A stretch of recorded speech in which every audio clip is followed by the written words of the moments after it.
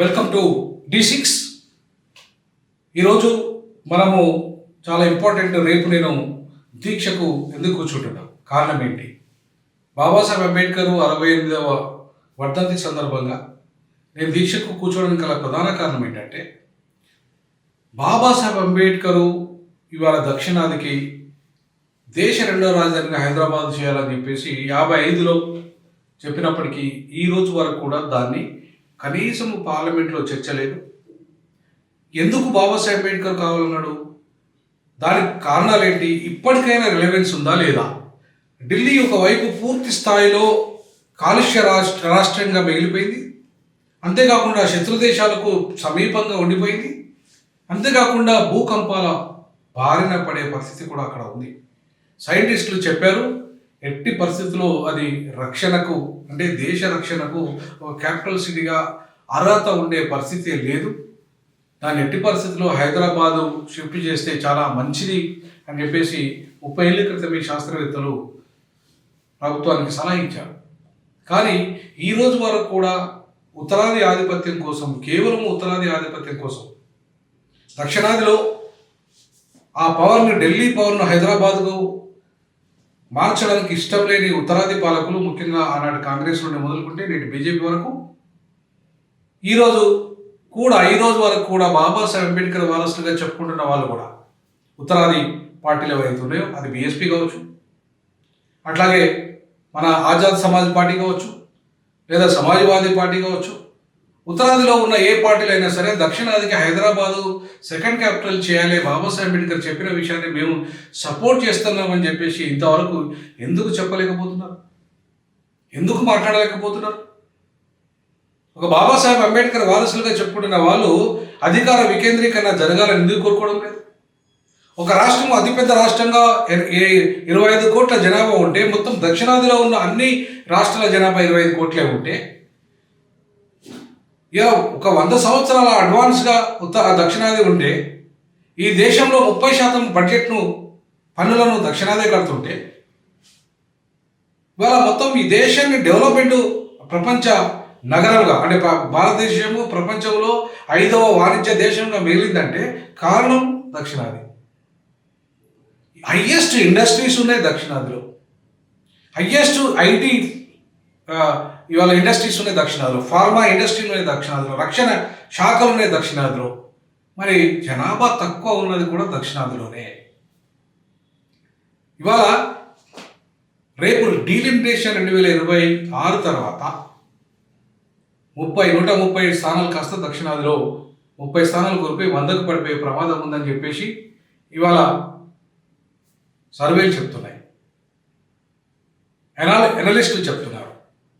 మరి దీన్ని అడ్డుకోవాలంటే ఖచ్చితంగా దక్షిణాదిని, రేపు ఈ దేశ రాజకీయ చిత్రపటంలో దక్షిణాది అస్తిత్వాన్ని, ఆత్మగౌరవాన్ని కాపాడాలంటే, హక్కులను కాపాడాలంటే దక్షిణాదికి ఒక ప్రత్యేకమైన అస్తిత్వ పోరాటం ఉండాల్సిన అవసరం ఉంది. ఎట్లయితే తెలంగాణ ప్రాంతం ఆంధ్ర ప్రాంత దోపిడీకి గురైందో, తన అస్తిత్వం కోసము నీళ్లు, నిధులు, నియామకాలు అనే అంశం మీద కొట్లాడిందో, తన అస్తిత్వాన్ని కాపాడగలిగిందో, దేశ రాజకీయ చిత్రపటంలో 29వ రాష్ట్రంగా అవతరించిందో, ఇవాళ ఈ ప్రాంతంలో దేశ రాజధానిగా, రెండవ రాజధానిగా హైదరాబాద్ అవతరించే రోజులు దగ్గరలోనే ఉన్నాయి. ఉండాలని ఉత్తరాది వాళ్ళు కోరుకోవాలి. ఎందుకంటే ఇవాళ మొత్తం హైదరాబాద్లో ఉన్న బిజినెస్ అంతా ఉత్తరాది వాళ్ళదే. హైదరాబాద్లో ఐటీ కంపెనీలో ఉద్యోగాలు చేస్తున్నది వాళ్ళే, ప్రైవేట్ పరిశ్రమలో ఉద్యోగాలు చేస్తున్నది 85% వాళ్ళే. అంటే తెలంగాణ వాళ్ళు 5% కూడా ఐటీ రంగంలో లేరు, ప్రైవేట్ రంగంలో లేరు. ప్రభుత్వ రంగంలో కొన్ని ఉద్యోగాలు మాత్రమే ఉన్నాయి, 90% ఉద్యోగాలు ప్రైవేట్ రంగంలో ఉన్నాయి. ఆ 90% ఉద్యోగాలలో, ప్రైవేట్ ఉద్యోగాలలో 100%లో 85% వాళ్ళే ఉన్నారు.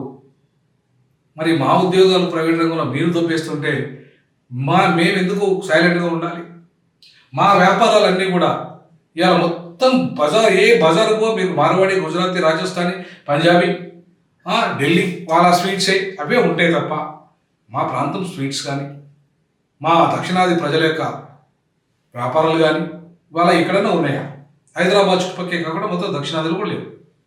మరి ఇట్లాంటి పరిస్థితులలో బ్రిటిష్ వాళ్ళ కంటే ప్రమాదకరంగా ఇవాళ ఉత్తరాది వ్యాపారులు, ఉత్తరాది పాలకులు మారుతున్నప్పుడు మరి ఇవాళ అడ్డుకోవాలంటే దక్షిణాదికి అక్కడున్న రాజకీయ అధికారంలో రావాలి.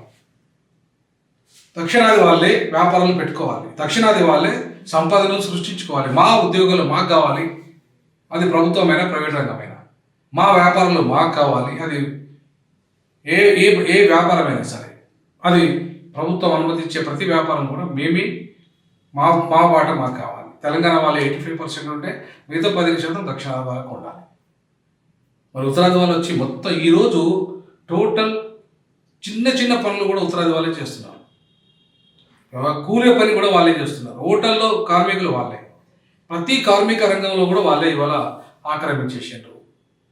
మరి లోకల్ తెలంగాణ వాళ్ళకు కానీ దక్షిణాది వాళ్ళకు కానీ మరి ఉపాధి అవకాశాలు కోల్పోతున్నప్పుడు, వాళ్ళ అస్తిత్వం కోల్పోతున్నప్పుడు, వాళ్ళు బిచ్చగా మారుతున్నప్పుడు వాళ్ళని ఆదుకునడానికి దక్షిణాది జాయింట్ యాక్షన్ కమిటీ ప్రారంభించింది. అందుకే ఇవాళ దక్షిణాదికి దేశ రెండవ రాజధానిగా హైదరాబాద్ ఉండాల్సిందే. ఉండడానికి ఇవాళ ఇక్కడున్న 17 మంది ఎంపీలు కృషి చేయాల్సిందే. రేపటి నుండే బాబాసాహెబ్ అంబేద్కర్ స్ఫూర్తితో రేపటి నుండే మొదలు పెడుతున్నాం యుద్ధం. అది ఉత్తరాది వర్సెస్ దక్షిణాది. ఆ ఉత్తరాది వర్సెస్ దక్షిణాది యుద్ధంలో ఖచ్చితంగా ప్రజాస్వామ్యబద్ధమైన యుద్ధం. అది రాజ్యాంగబద్ధమైన ఉద్యమం. మేము ప్రత్యేక దేశం కోరుకోవడం లేదు. మేము ప్రత్యేకంగా మాకు ఒక క్యాపిటల్ కావాలని కోరుకుంటున్నాం, ప్రత్యేక రిక్రూట్మెంట్ బోర్డు కావాలని కోరుకుంటున్నాం. మాకు మీరు విభజన హామీల ఆంధ్ర తెలంగాణ విభజన హామీలను అమలు చేయమని కోరుకుంటున్నాం. అంతేకాకుండా మా దక్షిణాదికి ప్రత్యేక అభివృద్ధి మండలిని కోరుకుంటున్నాం. అంతేకాకుండా మాకు సపరేట్ రిక్రూట్మెంట్ బోర్డు, మా అభివృద్ధి, మా భాషల అభివృద్ధి మండలి ఏర్పాటు, మాకు ప్రత్యేకమైన ఐటీ రంగం డెవలప్మెంటు, పారిశ్రామిక రంగాల డెవలప్మెంటు, ఈ విధంగా మొత్తంగా మా దక్షిణాది టోటల్ డెవలప్మెంట్లో భాగంగా డీజాక్ పనిచేస్తుంది. అందులో మొదటి ఉద్యమంలో భాగంగా బాబాసాహెబ్ అంబేద్కర్ స్ఫూర్తితో దేశానికి రెండవ రాజధాని హైదరాబాద్ను చేయాలని చెప్పేసి రేపటి నుండే నా దీక్ష మొదలు కాబోతున్నది. సెంట్రల్ ఆఫీస్ ఆధ్వర్యంలో రేపు దీక్ష మొదలు కాబోతున్నది.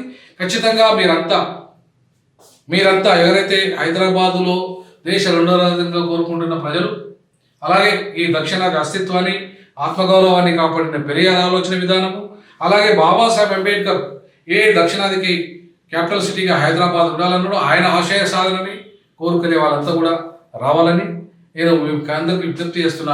పూలే అంబేద్కర్ పెరియార్ ఆలోచన విధానాన్ని అమలు చేద్దాం. దక్షిణాది ఆత్మగౌరవాన్ని, అస్తిత్వాన్ని, హక్కులను కాపాడుకుందాం. జై భీమ్, జై పూలే, జై పెరియార్, జై దక్షిణాది, జై జై దక్షిణాది.